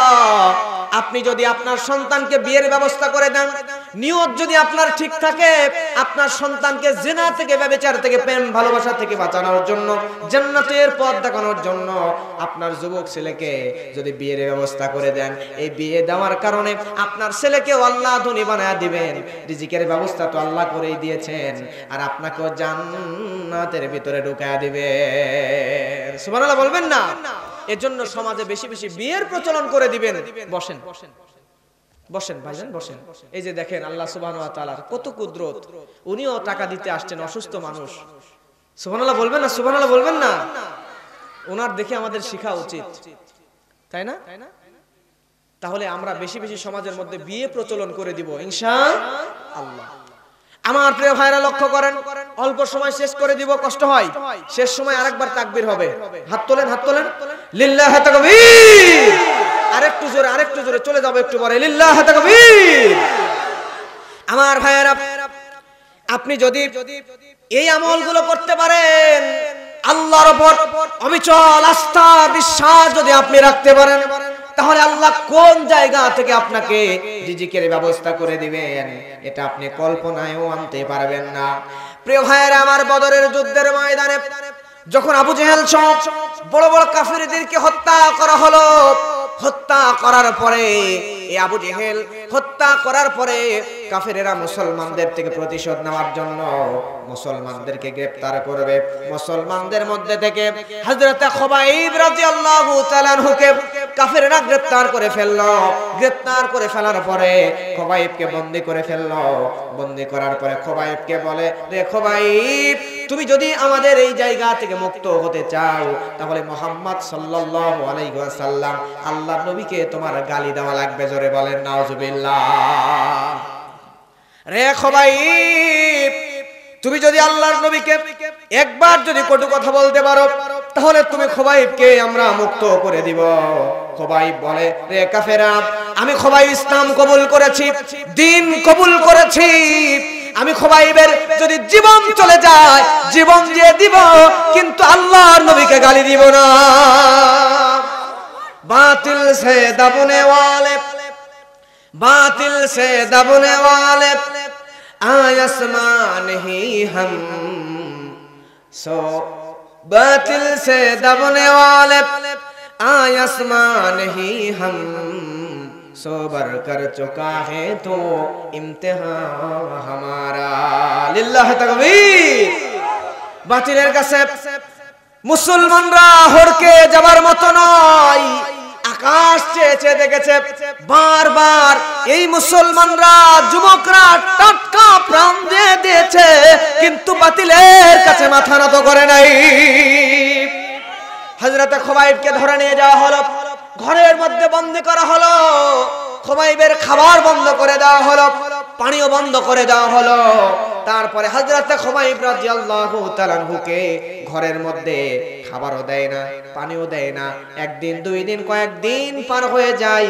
যেই মানুষের ঘরে খুবাইবকে বন্দী করে রাখা হয়েছে ওই মানুষের ঘরের মধ্যে ছোট্ট একটা বাচ্চা মেয়ে আছে, জাইমা নামক একটা মেয়ে আছে।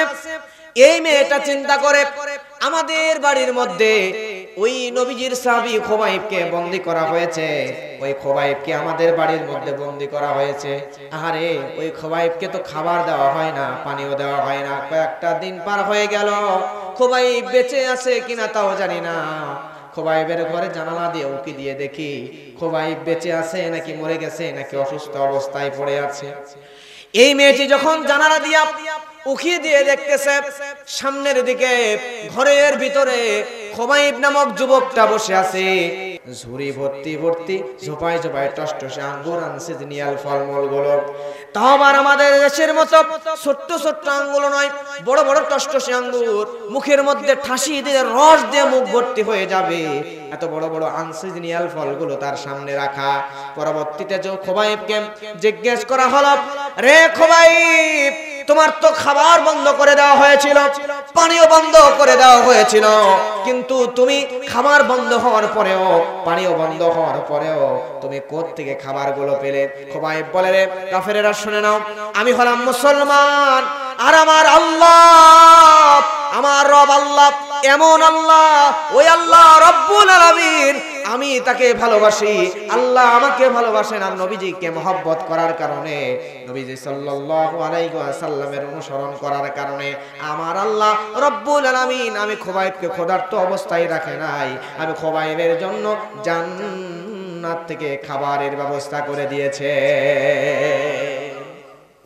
এই খুবাইবকে বলা হলো, খুবাইব তোমাকে তো মৃত্যুদণ্ড দেওয়া হবে, তোমার মৃত্যুদণ্ডের আগে তোমার শেষ কোনো আশা আছে নাকি তুমি একটু বলো। সঙ্গে সঙ্গে হযরতে খুবাইব রাদিয়াল্লাহু তাআলা আনহু তিনি বলছেন, রে কাফেরেরা, আমাকে তোমরা মৃত্যুদণ্ড দিয়ে দেবা, কোনো আপত্তি না, আমি মরে যেতে রাজি আছি, কিন্তু আমার মৃত্যুর আগে একটা মাত্র আশা, সেটা হলো আমাকে যদি তোমরা চাও মৃত্যুর আগে আমার শেষ ওসিয়ত, আমাকে 2 রাকাত নফল নামাজ আদায় করার সুযোগ দিয়ে দাও। আমাদেরকে যদি মৃত্যুর আগে বলা হতো, মৃত্যুর আগে শেষ কোন ওসিয়ত করতে বলা হতো, তাহলে আমরা কি বলতাম জানেন? আমরা বলতাম আমার স্ত্রীর সাথে দেখা করতে দাও, মায়ের সাথে দেখা করতে দাও, অথবা সেই রকম সাইজের মানুষ হলে বলতো যে আমাকে ওই যে ঢাকার কাচ্চি বিরিয়ানি, এরপরে তন্দুর রুটি, যত দামি দামি খাবার আছে এই সব দামি দামি খাবার আমার এনে দাও, শেষবারের মতো একদম গলা পর্যন্ত খেয়ে তারপরে আমারে মৃত্যুদণ্ড দাও। ঠিক না?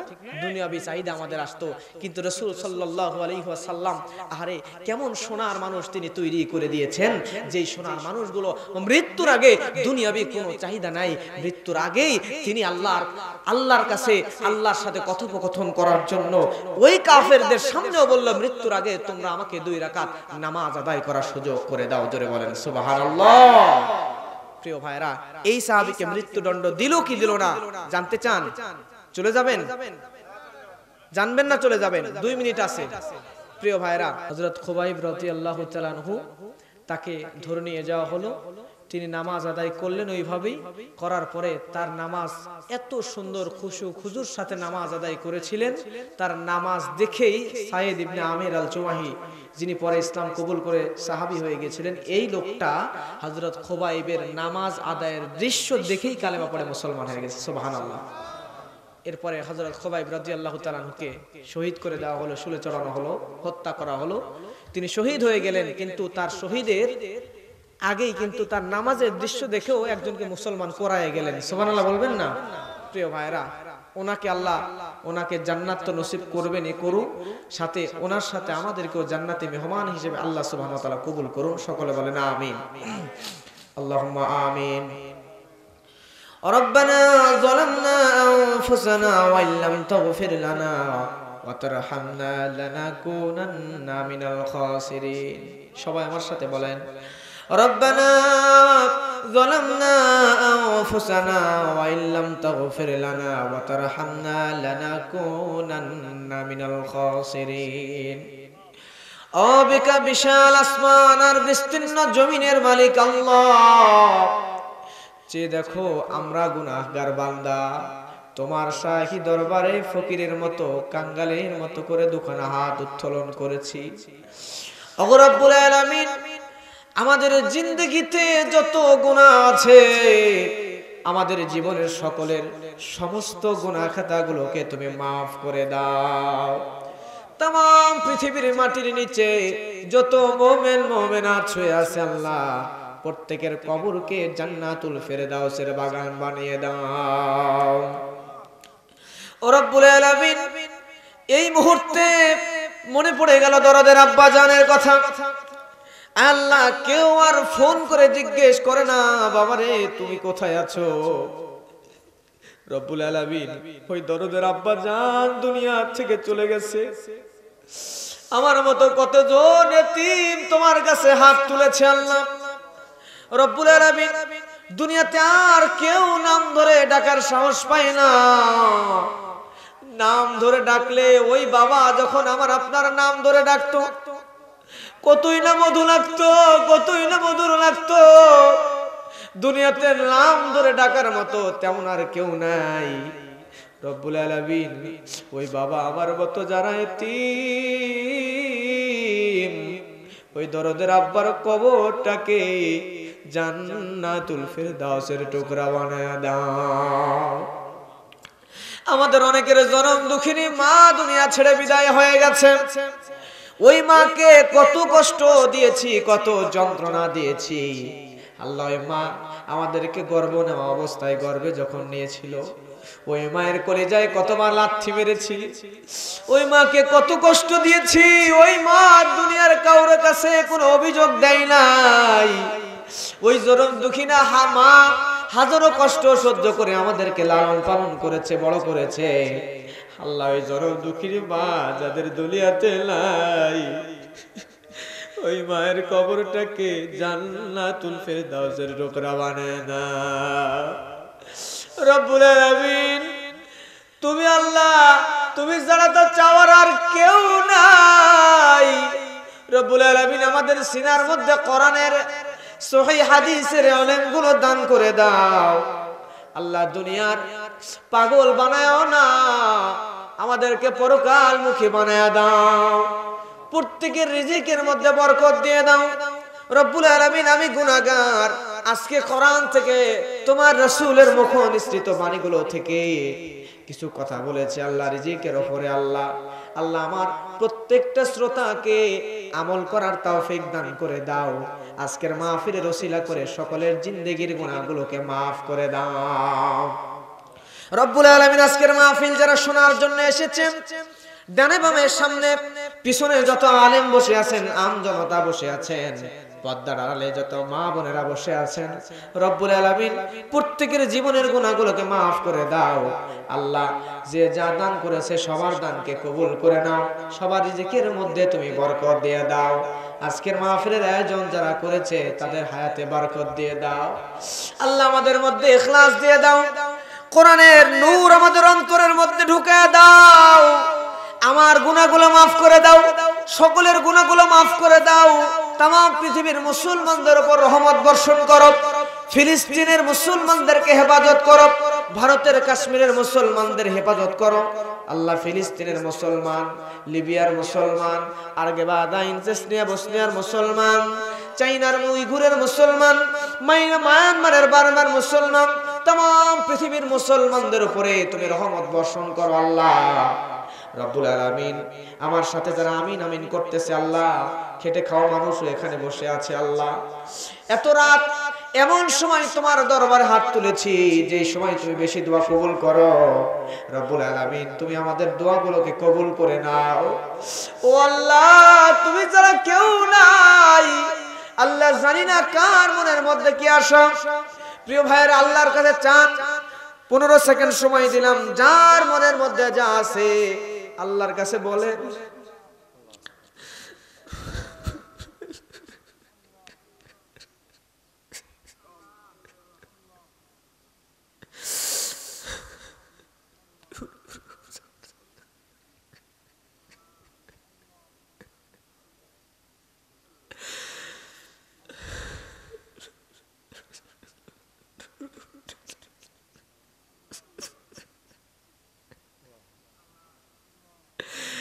রব্বুল আলামিন তুমি আমাদেরকে জাহান্নামের আগুনে দিও না। জাহান্নামের আগুন আমরা সহ্য করতে পারবো না। ওই জাহান্নামের আযাব আমরা সহ্য করতে পারবো না। ওই জাহান্নামের আযাব আমাদেরকে দিও না। মাফ করে দাও আল্লাহ, মাফ করে দাও আমাদেরকে, তুমি মাফ করে দাও। রব্বুল আলামিন এই মুরব্বিদের হাত, কচি কাঁচার হাত তুমি কেমন করে ফিরে দিবে আল্লাহ? তোমার কি একটু মায়া লাগে না? আল্লাহ তুমি আমাদেরকে মাফ করে দাও আল্লাহ। আল্লাহ কার কাছে যাবো আল্লাহ? তুমি ছাড়া কেউ নাই। আমার আব্বুর কবরটাকে জান্নাতুল ফেরদাউসের টুকরা বানায়া দাও। যাদের বাবা নাই প্রত্যেকের বাবার কবরটাকে জান্নাতুল ফেরদাউসের টুকরা বানায়া দাও। ওই জনম দুঃখিনী মার দরদের আব্বা যাদের বেঁচে আছে আল্লাহ, ওই মার বাবার খেদমত ঠিকভাবে করার তৌফিক দান করে দাও। ওই মা বাবার সঙ্গে যেন কোনোদিন বেয়াদবি না করি, তার তৌফিক তুমি দান করে দাও। রব্বুল আলামিন জাহান্নামের আগুন থেকে আমাদেরকে বাঁচাও। আল্লাহুম্মা আজিরনা মিনান নার, আল্লাহুম্মা আজিরনা মিনান নার, আল্লাহুম্মা আজিরনা মিনান নার। রব্বুল আলামিন যারা অভাবী, অভাবকে দূর করে দাও, রিজিকে বরকত দিয়ে দাও। রব্বুল আলামিন যারা অসুস্থ, শেফা হাজিলা, শেফায়ে কামিলা দান করে দাও। রব্বুল আলামিন আল্লাহ যারা ঋণগ্রস্ত, ঋণকে পরিশোধ করার তৌফিক দান করে দাও আল্লাহ। প্রত্যেকের মনের নেক আশাগুলোকে তুমি কবুল করে নাও। এই কোরআনের মাহফিলের ওসিলা করে আমাদেরকে মাফ করে দাও আল্লাহ। আমাদেরকে 5 ওয়াক্ত নামাজি বানায়া দাও আল্লাহ। তোমার ফরজ হুকুমগুলো সঠিকভাবে পালন করার তৌফিক দান দাও আল্লাহ। আমাদেরকে পরকালমুখী বানায়া দাও, দুনিয়ার পাগল বানায়ও না। রব্বুল আলামিন আমরা তো জাহান্নাম সহ্য করতে পারবো না। রব্বুল আলামিন দুনিয়ার পাগল আমাদেরকে বানায়ও না আল্লাহ। তুমি তোমার পাগল বানায়া দাও রব্বুল আলামিন। যারা আমিন আমিন করতেছে প্রত্যেককে মৃত্যুর আগে একবার হলো তোমার বাইতুল্লাহ এবং নবীজির রওজা জিয়ারতের জন্য কবুল করে নাও। রব্বানা আতিনা ফিদ দুনিয়া হাসানাতাও ওয়া ফিল আখিরাতি হাসানাতাও ওয়া কিনা আযাবান নার। রব্বানা তাকাব্বাল মিন্না ইন্নাকা আনতাস সামিউল আলিম ওয়া তুব আলাইনা ইন্নাকা আনতাত তাওয়াবুর রহিম বিরহমাতিকা ইয়া আরহামার রাহিমিন।